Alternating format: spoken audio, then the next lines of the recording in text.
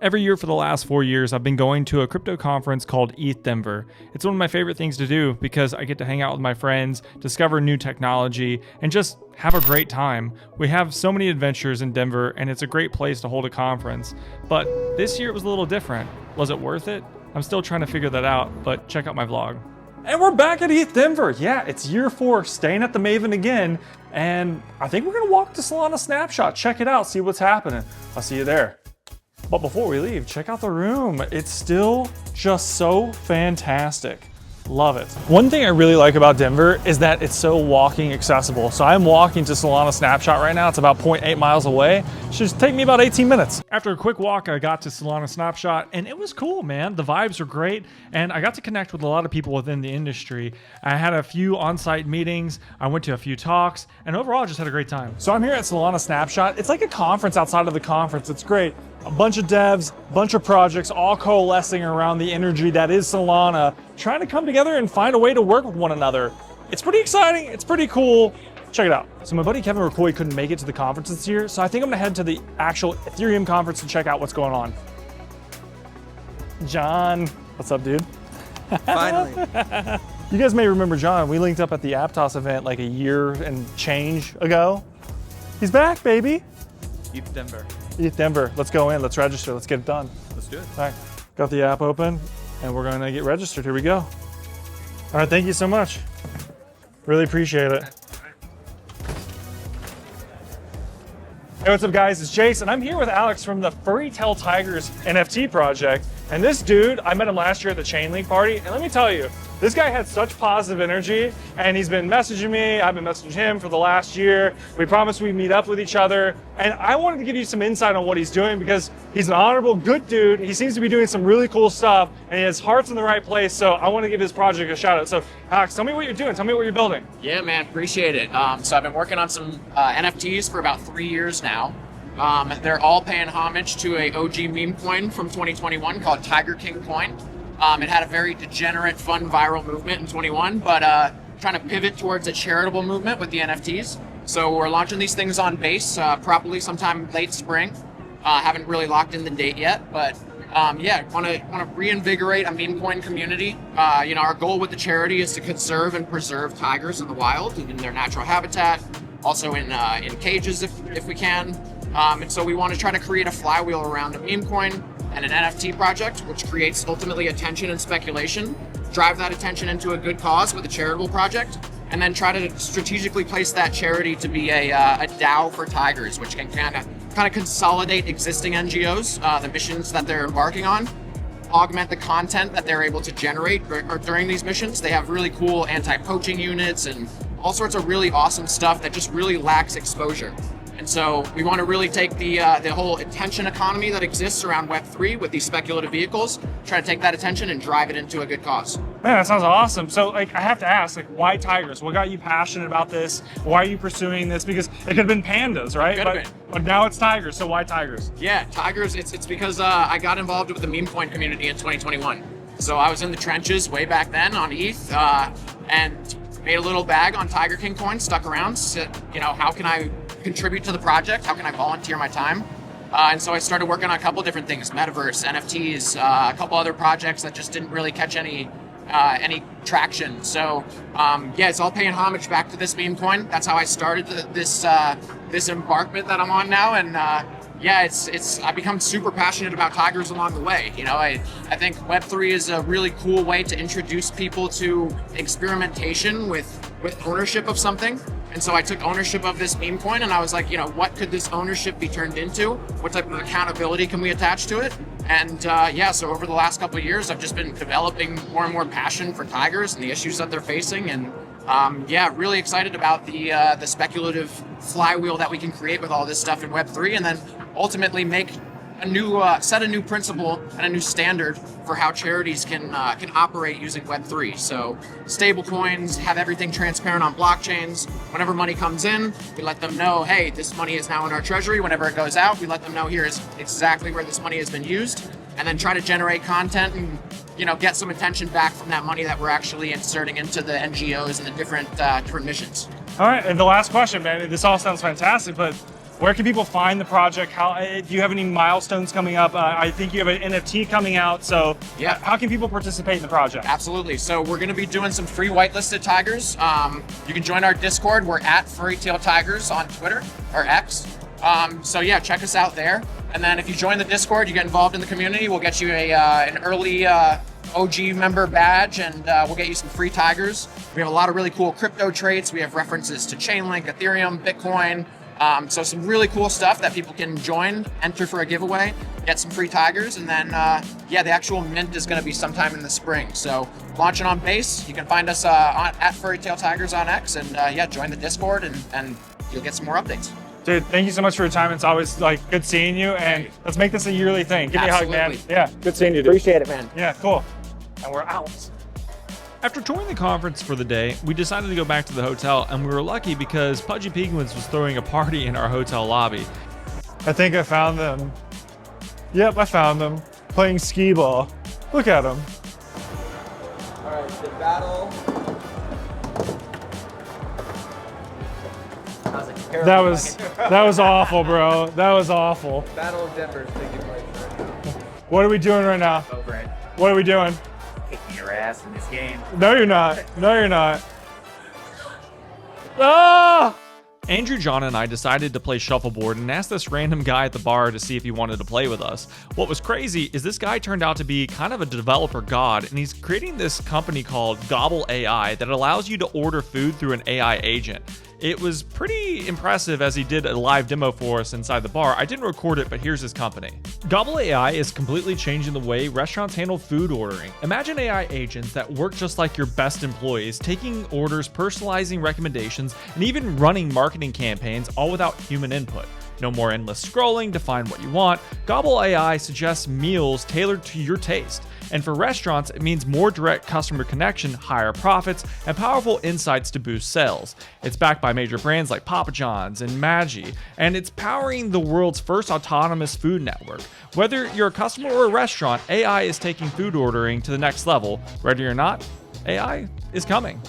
It wouldn't be a successful ETH Denver trip without hitting one up, so we grabbed a couple games before hitting our favorite pizza spot because that's a yearly tradition. We just left one up. It was incredible. I got my butt handed to me on Mario Kart every single time. Just slapped. Just slapped. Dude, this guy has such a sense of direction. Every year we come to ETH Denver, I go, Andrew, where is this thing? And without missing a beat, never gets on his phone, never gets on maps, whatever, just walks straight to it. It's incredible. It literally is, it's a phenomenal thing that no one can explain. Here we go. It's a tradition every night. John, if you don't get the Big Mac pizza, you're messing up. Oh, look at that. Look at that. Big Mac. Big Mac. Big Mac pizza. My brother in Christ, this is fucking Big Mac on a slice of pizza. That's not to say it's good or bad, as it is just a Big Mac on a pizza. It smells like it. It looks like it. Bill Clinton would have eaten this. Okay. Oh my God. There it is. There it is, the Bill Clinton special right there. Day 2, ETH Denver. Andrew, how'd we do last night? What's on the agenda today? Hopefully get Richie in here and wake him up and crush it. Yeah, let's crush it. All right, man, I'll see you later. Later. All right, heading to the Chainlink brunch. Don't know what to expect, but it's gonna be fun. Let's go.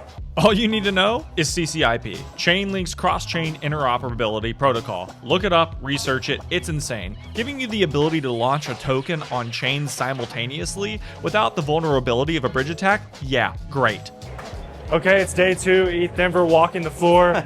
We got Andrew here, met up with him last night. Andrew, first, look at the floor. What are you thinking? I mean, I'm impressed by this little robot dog over here. Yeah, look at that. That's Walking, crazy. talking, doing tricks for Bitcoins.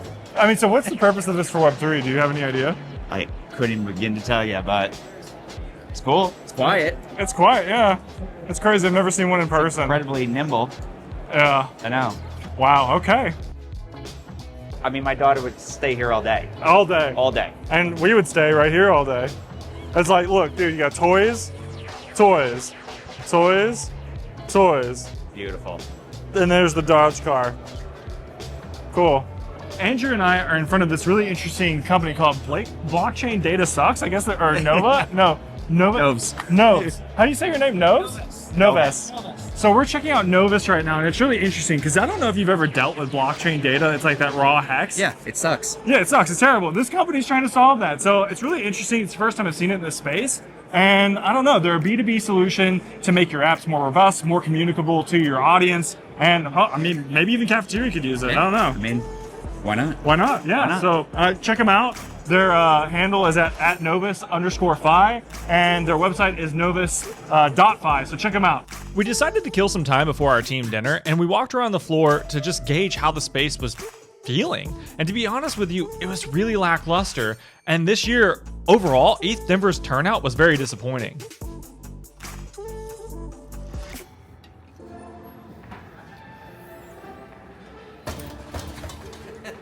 Well, we just got the Gyu-Kaku, or Gyu-Kaku, I don't know how you say it. We're very excited. We hit the spot last year. It's gonna be great. Meeting up with the Cafeteria team, gonna have a team dinner. Can't wait to eat the Wagyu. Oh my God. Oh my God. It's gonna be delicious. Can't wait.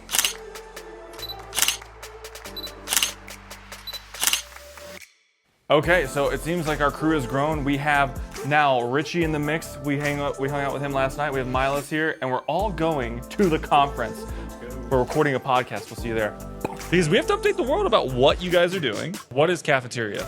It's for communities and for creators. User logs in, they'll see a feed, content from the groups that they follow.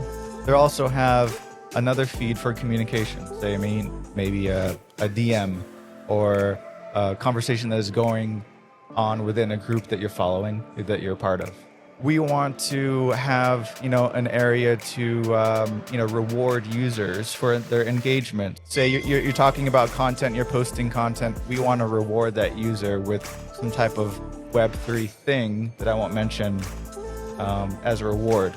Gonna toss to Andrew here is about how we're gonna create more monetization streams for creators via things like consumer purchases. The commerce aspect of it is important, really. I mean, that is the key to the success of the platform. That's the key to the success of the creators. That's what's going to keep the creators there. That's what's going to bring the audience there. If we can make a seamless transaction for the user and for the creator And abstract it. Yeah. No, it's not that it's a secret sauce, but I think it's very important, right? And if we can make it a seamless experience, the days of click the link in my bio and punching out to another site to put in a referral code. That's annoying. It is annoying, and it doesn't have to be like that. Yeah. So I'm happy and I'm excited to be a part of the team that's working to improve that, right? Because I see that as a consumer, and then I also see that as a merchant and as a business, that you lose conversion with every step and every click that you add to your transaction. Hey, what's up, guys? It's Jace, and I'm here with Zach Dane, the CEO and founder of Revolve. We just met outside the podcast we just filmed, and I was checking out his socials, and I want to get the word out about what he's doing in the real estate space. So, Zach, tell me about what you're doing, and it's pretty exciting, so I want to hear more about it. Yeah, absolutely, Jason. Thanks so much for having me. Really glad to be here at ETH Denver. The energy is awesome, and it's helping us answer the questions we've been trying to get answered. One of the things we're doing is we want to bring real estate to blockchain, try to decentralize the ownership of it, because why not? It's available to everybody, on an everyday market. Should be as well in the DeFi space at a fractional level. Part of what we've been doing is, we were speaking a little bit with you when we met, was how do we bring this community, right? Community and the localization from outside areas. So let's say somebody that's in Idaho, Los Angeles, something like that. Could they go to a little small town and maybe invest in it and know, hey, if we keep coming back, this is the place you want to be. So really trying to tie in the community aspect.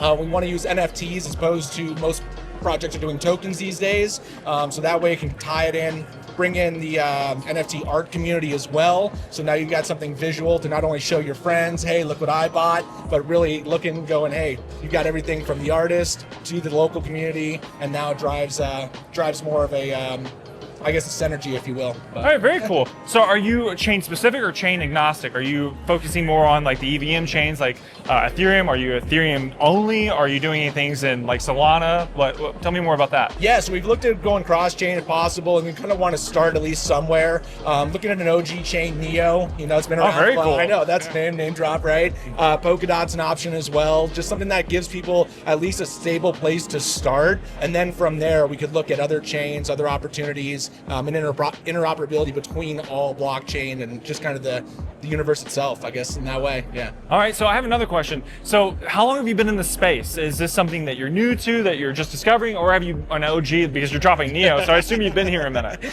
No, so I'm pretty new to the space, about a year and a half in. I came from the real estate world. I used to manage about 60 million in real estate around Denver metro, single family, multifamily, and those types of things. But what really got me into it was I started hearing people saying, I'll never be able to own a home. I'll never be able to buy real estate. It's so out there, it's this top 1%. And I looked at blockchain as the opportunity for people to now get in it at a decent price, but also understanding what they're getting into, right? This NFTs is such a scary term for so many people, but when you go, hey, you pay your landlord rent, right? Awesome.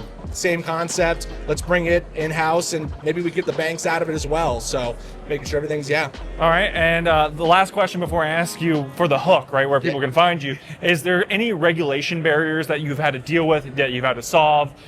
Because I'm actually not familiar with that reality in this space. Yeah, so it's actually a really interesting thing that we've been able to get into was how do RWAs in the real world space play into the SEC, play into that regulation? And luckily enough, the task force is working with RWAs to try to create what we call asset vehicles, meaning can you separate liability, right? Because you don't want to get sued if something happens, right? We want to do that, but we want to be compliant and say we're not selling pieces of a company, but the asset inside of it. So we run under Regulation CF, which is crowdfunding to start, and then Regulation AA+, which is out there and available to a lot of companies these days. But the clarity is definitely getting better in our favor, so we can run under the skirt for now, but once we can kind of open up to the world, hopefully the SEC will look at us, get a no action letter, those kinds of things, but we got plenty of room to grow before we have to do any of that stuff. Oh, very cool. And this is the most important, is where can people hear more about your story? Where can they find you? Because we got to give a shout out to what you're doing. Absolutely, I appreciate it. You can find us at revolvetoken.com